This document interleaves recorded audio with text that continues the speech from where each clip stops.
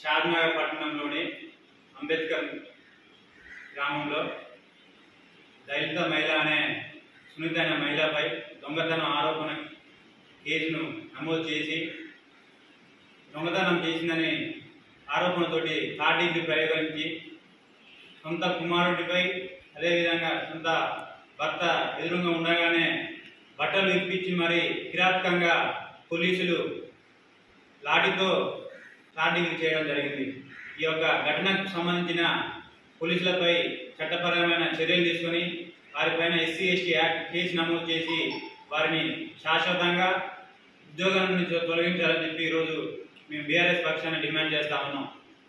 తెలంగాణ రాష్ట్రంలో కాంగ్రెస్ ప్రభుత్వం ఏర్పడని కాడి నుండి నేటి వరకు 8 నెలల పరిధిలో రాష్ట్రంలో మహిళలపై హత్యలు అత్యాచారాలు 400 పైగా ఈ 8 నెలల కాలంలో జరిగింది.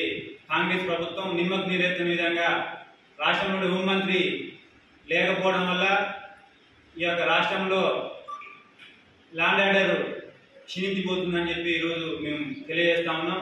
ఘటనకు పాల్పడిన వ్యక్తులు ఎవరైతే ఉన్నారో వారిని శాశ్వతంగా ఉద్యోగం నుంచి బర్తరఫ్ చేయాలని చెప్పి ఈరోజు మేము డిమాండ్ చేస్తాము.